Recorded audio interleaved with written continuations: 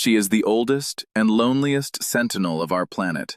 A silent guardian of the Giza Plateau, the Great Sphinx has fascinated humanity for millennia. With the body of a reclining lion and the head of a human king, it is an enigma carved directly into the very bedrock of the Egyptian desert. Its dimensions are simply overwhelming, measuring an incredible 73 meters in length and 20 meters in height. It is the largest monolithic statue of the entire ancient world. No other civilization dared to carve something so colossal from a single, continuous piece of raw limestone. For traditional Egyptology, the mystery of the Sphinx has been solved for over a century. Official history books categorically state that this stone leviathan was commissioned and built around the year 2500 before Christ, during the height of the so-called Old Kingdom. The authorship of the work is attributed to Pharaoh Khafra, the same ruler responsible for the second largest pyramid of Giza. Academic orthodoxy believes that the face of the Sphinx was sculpted in the exact likeness of Khafra himself, serving as a divine and eternal guardian for his immense funerary complex. However, this categorical statement rests on incredibly fragile foundations. Unlike the tombs and the great temples of the Valley of the Kings, the Great Sphinx does not have a single original inscription. There are no hieroglyphs, no papyrus or accounting records from its time that mention its monumental construction. The main proof of Egyptology is the Dream Stela, a heavy granite monument erected between the paws of the statue by Pharaoh Thutmose IV. The irrefutable problem is that this stele was carved more than 1,000 years after the supposed construction of the Sphinx by Khafra during the New Kingdom. The stele narrates the story of how Thutmose fell asleep under the shadow of the Sphinx, which was buried up to its neck in sand. The statue spoke to him in a dream, promising him the throne of Egypt if he unearthed her. But the stele does not state that Khafra was the original builder. Forensic specialists and modern facial reconstruction artists were called to compare the face of the statue of Khafra from the Cairo Museum with the face of the Sphinx. The technical conclusion was disturbing. The facial biomechanics, jaw structure, and skull angles belong to completely different individuals, and the anatomy of the sculpture reveals a bizarre architectural defect. The head of the Sphinx is geometrically tiny and completely disproportionate to its gigantic lion body. The ancient Egyptians were obsessive masters of mathematical proportion. They would never make such a gross mistake in their definitive masterpiece. Architects suggest a grim hypothesis. The head we see today is not the original. The monument would have been carved thousands of years earlier as a complete lion, with perfect proportions. Millennia later, a megalomaniacal pharaoh found the statue severely eroded and ordered his own face to be recarved on the stone block of the head. But if the statue was recarved, who was the original author? To find the true clues, we cannot look at the false face. We need to look at the body and the excavated area around it. The Sphinx was not assembled with blocks. The rock floor around it was lowered. The original engineers cut thousands of tons of limestone to sink the ground, leaving the central block that would become the statue. These enormous blocks removed from the site were dragged and stacked right in front to form the so-called Temple of the Sphinx. A cyclopean engineering work of frightening magnitude. When we closely examine the walls of this excavated space and the stone lion itself, the illusion of Egyptology begins to crumble instantly. The rock exhibits a pattern of physical degradation that is so brutal and distinct that it stands out from all other monuments dated to the Old Kingdom. We are facing a profile of massive weathering. The cracks are so wide that an adult man could hide inside them. The limestone is not just scratched, it has been melted, excavated, and furrowed with extreme violence by uncontrollable environmental forces over an unimaginably vast period of time. The official academic explanation blames the climate. The sand carried by the strong winds of the Sahara Desert would have acted as a natural sandpaper over the last 4,000 years. But if you look very closely, the stone itself begins to whisper an impossible story that science took centuries to hear. The problem with the theory of wind erosion is the archaeological contradiction. There are tombs carved into the same limestone slope, officially dated to the same time as Pharaoh Khafre, that are in excellent condition. If the desert wind destroyed the Sphinx so brutally, why did the neighboring tombs survive unscathed? Furthermore, recorded history proves that the Sphinx spent most of its life buried up to its neck in the soft sands of the Sahara. From antiquity until the 18th century, the lion's body was completely shielded from the biting wind. Wind erosion could never have caused that monumental damage. The truth is that classical Egyptology, dominated by linguists and historians who translate papyri, completely ignored the basic geological signs embedded in the rock. They dictated a rigid timeline based on assumptions and forced nature to conform to their dogmas, until geologists decided to intervene. In the early 1990s, the author and independent researcher John Anthony West decided to revisit a forgotten observation made nearly 50 years earlier by the mysterious French mathematician and philosopher René Schwaller de Lubitsch. An observation that, if proven true, would destroy human history. Lubitsch had written in his obscure book that the terrible wear on the body of the Great Sphinx did not resemble in any way erosion caused by wind or sand. For the mathematician, those rounded grooves and deep vertical channels were the undeniable and unmistakable signature of water. To assert that the Sphinx has suffered severe erosion from water creates an absolute and terrifying paradox. The Giza Plateau is on the edge of the Sahara Desert, one of the most hyper-arid and brutally dry regions on the entire planet. It has not rained significantly or continuously in Egypt for millennia. Historians have tried to argue that the seasonal floods of the Nile River could have reached the base of the monument. But the marks of water erosion extend almost to the top of the Sphinx's neck and in the higher parts of the enclosure. The Nile floods have never, at any time, reached such altitude. West was not a geologist, and he knew that to challenge the powerful institution of Egyptology, he needed an unquestionable and orthodox scientific authority. He needed someone trained at the best sedimentary rock universities in the world to formally attest to what the skeptical eyes were already seeing. It was then that he recruited Dr. Robert Schoch, a prominent professor of geology and geophysics at Boston University. Initially skeptical and fearing for his solid academic reputation, Schoch traveled to Egypt in 1990, convinced that he would quickly prove that West was completely wrong. But as he descended into the trench that surrounds the monument and ran his fingers over the ancient limestone, the skeptical smile of the professor from Boston disappeared. He didn't need complex instruments for the first diagnosis. What the rock was shouting was basic and undeniable for any first-semester geology student. Wind erosion, typical of deserts, sands the stone horizontally, creating rough and scratched surfaces along the softer layers of sedimentary rock. But what Schoch found were deep, smooth, vertical cracks shaped like inverted wedges, the unique and lethal fingerprint of water falling from the sky. The area of the Sphinx displayed the classic profile of erosion induced by massive atmospheric precipitation.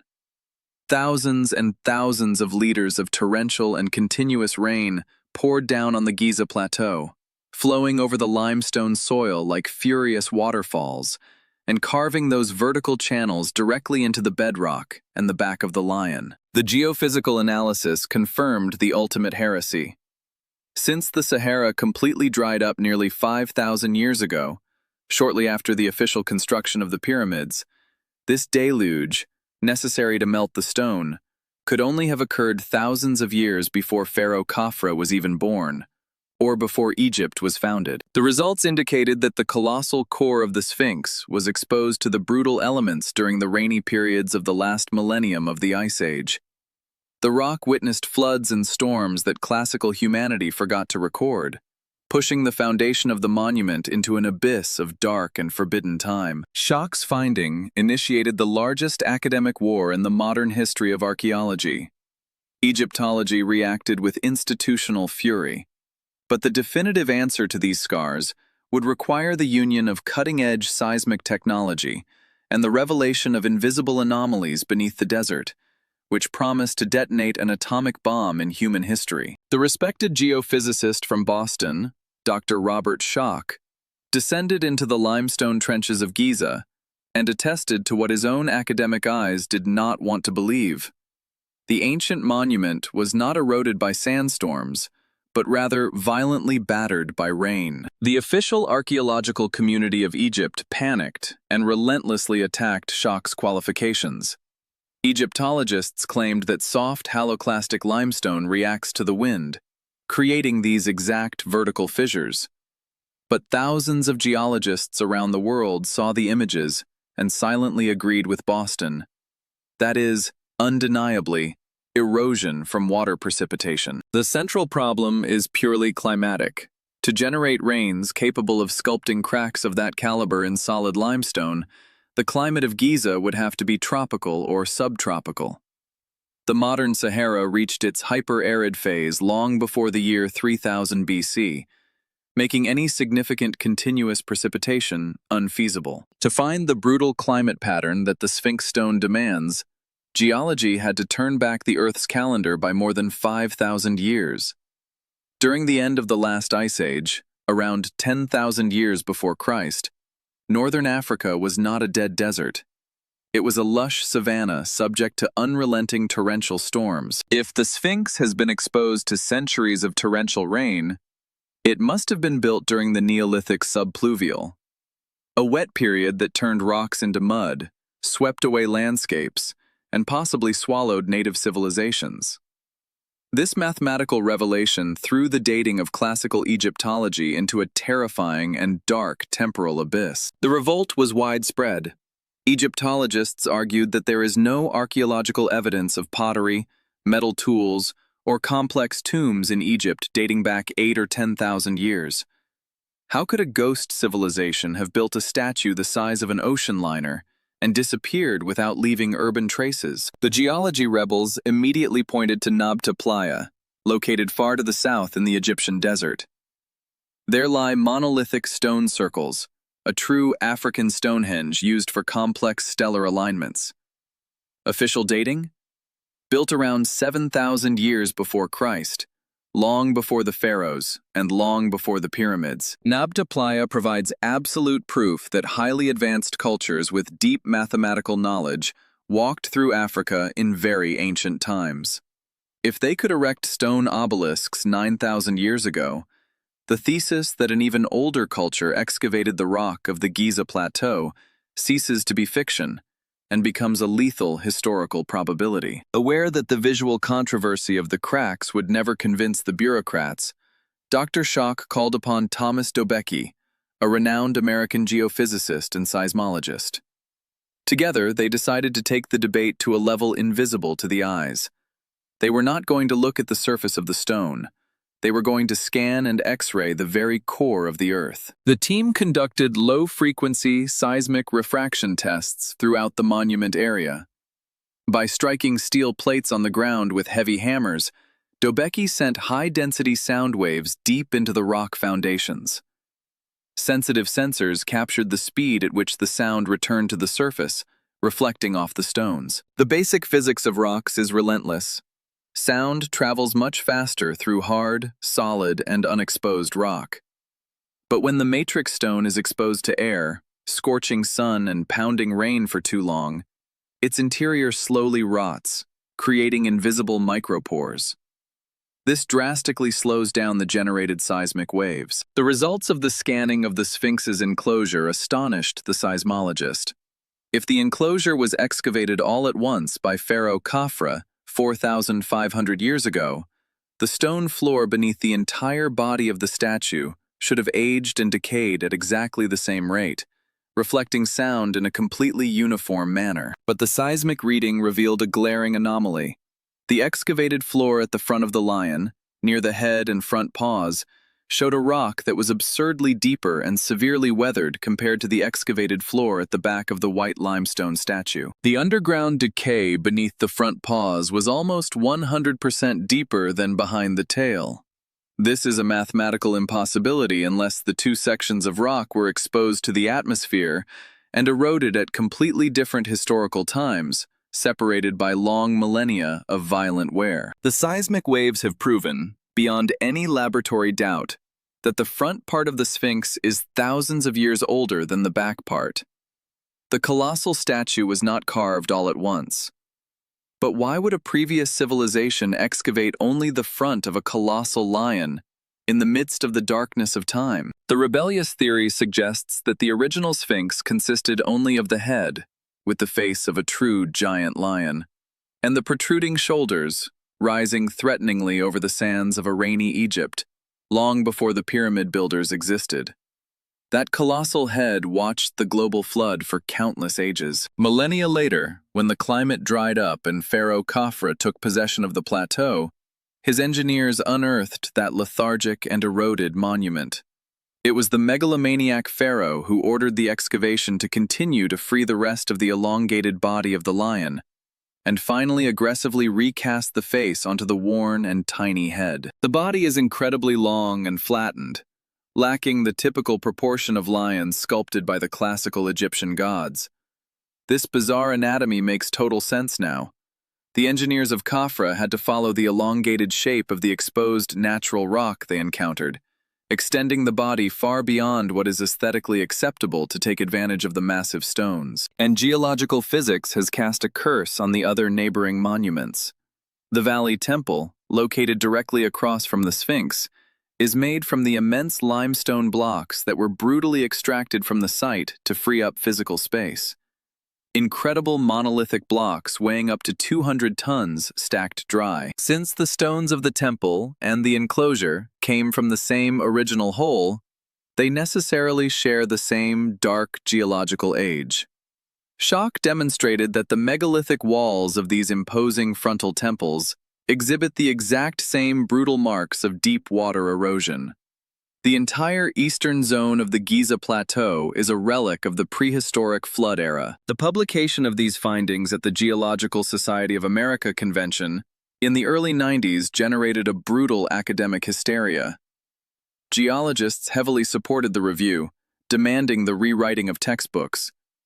Traditional archaeologists called the conclusions absurd pseudoscience, fiercely protecting their narrative monopoly on the history of ancient civilizations. The highest archaeological authorities of the Egyptian government demanded the cancellation of the theory, stating that the hallucinations of American seismologists would never replace pure cultural records. For the Orthodox, admitting that the Sphinx is 10,000 years old would mean admitting that all pieces of the history of the development of modern Western human civilization are irreparably incorrect. But heretical science is like water. It always finds a crack to implode the system. If geophysics proved that the stones were too old for Khafra, and historians cried out for context, the rebels lacked proof of why a glacial civilization would build that enormous lion, positioned exactly in the direction of the rising sun in the east. The statue does not look at the pyramids located just behind its back. It ignores the pharaohs buried on the rocky plateau.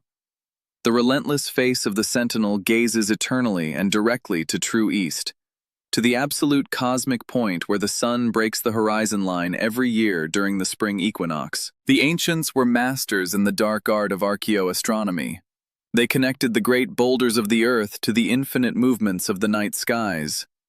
Because of a slow cosmic phenomenon called the precession of the equinoxes, the constellations that rise on the exact horizon of the east patiently change over monstrous cycles of 26,000 Earth years. Around the year 2500 BC, during the Orthodox period of Pharaoh Khafra's reign, the sun rose at the equinox against the shimmering backdrop of the cosmic constellation of Taurus.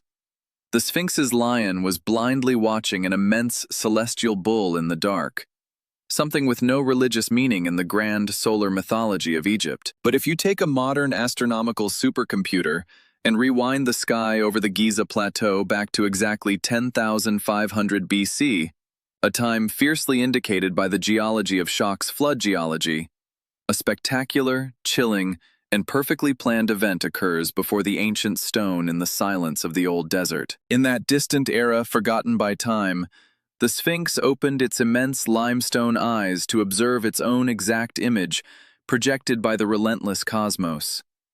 At the spring equinox of the lost millennium, it looked straight and proudly at the grand constellation of Leo, reigning supreme over the horizon and the damp sands. The monument was the stone clock of the age of Leo.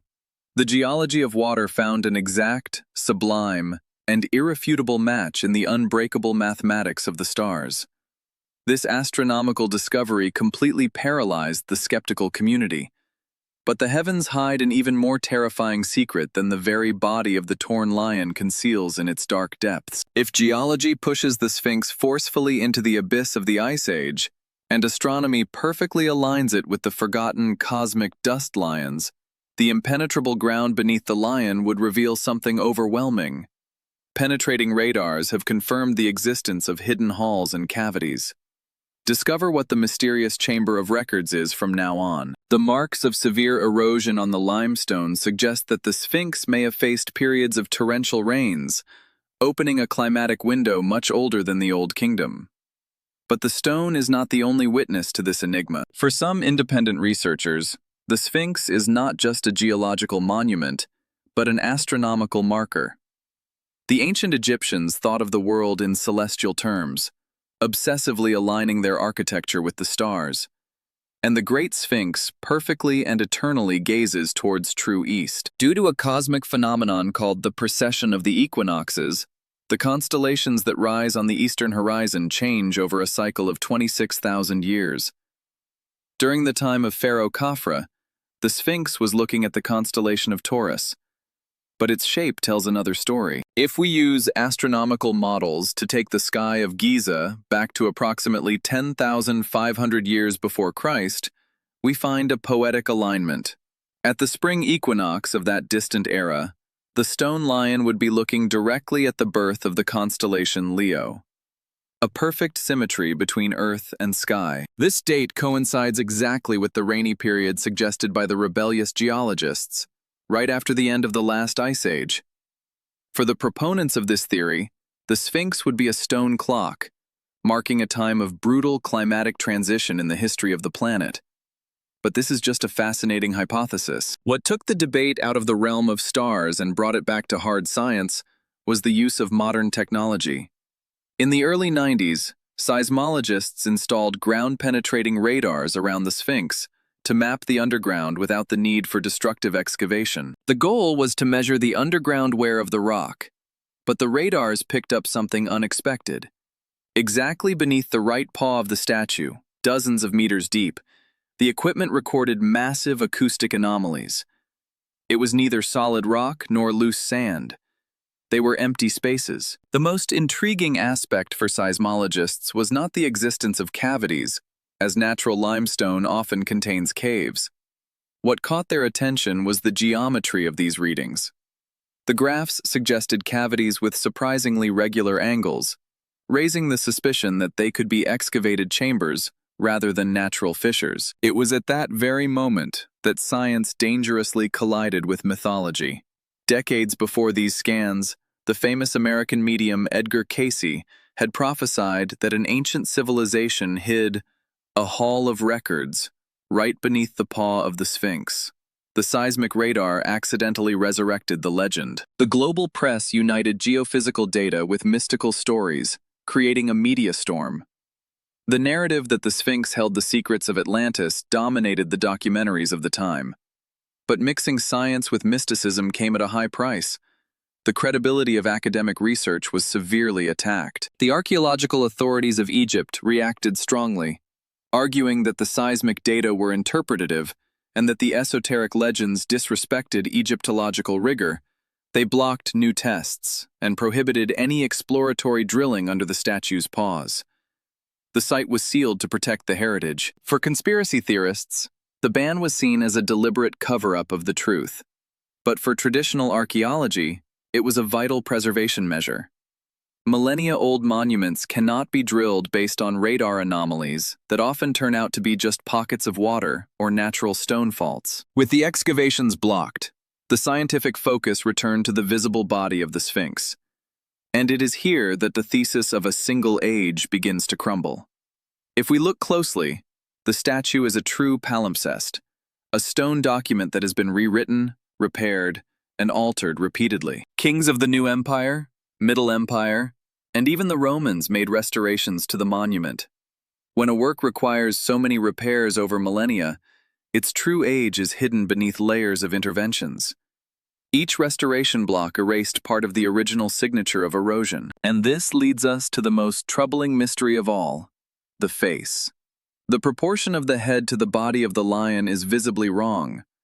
The ancient Egyptians were masters of mathematical proportion, which suggests that the current head is not the original. What was there before? Architects and art historians propose that the original monument was a complete lion, with a head much larger and proportional to the body. Millennia later, a pharaoh, possibly Khafra, would have found the statue severely eroded and ordered that the original head be recarved in his own image. The appropriation of monuments was a common political practice in ancient Egypt. Resculpting a colossal statue to associate it with a new king was a way to dominate the sacred landscape and inherit its ancestral prestige. The Sphinx may be the largest victim of identity usurpation in ancient history. The theory of resculpting also explains the bizarre anatomy of the body. The lion is too long. If the engineers were repurposing a natural rock outcrop that had already been partially sculpted in the past, they had to follow the available rock, stretching the body beyond classical proportions. The documentary Silence supports this complexity. There are no texts from the 4th dynasty celebrating the construction of the Sphinx. When a king builds something of that magnitude from scratch, he usually records the achievement. But when he merely adopts and adapts a symbol that already existed on the horizon, the narrative changes. The famous Dream Stele, carved 1,000 years after Khafre, speaks about unearthing the statue from the sand, not about building it. This shows that the Sphinx was already perceived as a formidable antiquity that needed to be rescued. A symbol of power contested for generations. Therefore, asking, "What is the exact age of the Sphinx?" may be the wrong question. Modern science suggests that we should ask, how many ages does the Sphinx have? It is a process, not a single event. A geological and archaeological mosaic, where each piece points to a different era. Based on the original rock and the patterns of water erosion, they may indeed belong to the end of the glacial period, when the Sahara was wet. This would be the first layer of time, the oldest and most mysterious core that challenges current calendars. The final excavation of the site, the construction of the megalithic temples, and the possible resculpting of the face represent the second layer of time. This phase undoubtedly occurred during the Old Kingdom, integrating the statue into the large funerary complex of the neighboring pyramids. And the endless restorations, from the Romans to modern Egyptologists, represent the third layer of time. Each added block, each patch of mortar, alters the geological clock of the surface. That is why dating the Sphinx unanimously has become one of the most frustrating tasks of modern science. The true value of the Enigma lies not in proving fanciful legends, but in accepting the complexity of the past. Archaeology is not a straight line. It is a web of appropriations, climate changes, and power disputes that have left their scars on the hardest stones of the planet. The Great Sphinx is an open-air laboratory. It forces us to cross geology with history, climate with politics. When these disciplines converse honestly, without the weight of absolute dogmas or unfounded theories, our understanding of the development of human civilization gains much more depth. She has survived millennia of storms, climatic cataclysms, the relentless advance of the desert, and the transient ambition of countless human rulers. The Sentinel of Giza does not belong to a single dynasty. It belongs to the vastness of geological time and the mutable memory of humanity. And perhaps this is your greatest legacy. By mixing the signatures of ancient reign with the face of a king, the Sphinx refuses to offer easy answers. It exists to remind us that history is an imperfect palimpsest, and that the past will always be greater than our certainties. Subterranean cavities may be empty, the face may be a historical forgery, and erosion may just be an extreme whim of nature. But the ability of this monument to make science question its own methods is the true testament to its inexhaustible power. If this dive into the scientific method and layers of time has changed the way you see the Sphinx, support our project. Subscribe to the channel, Turn on notifications to uncover history rigorously, and leave your like. Comment below. Do you think the Sphinx is a monument from a single era or a puzzle of various different times?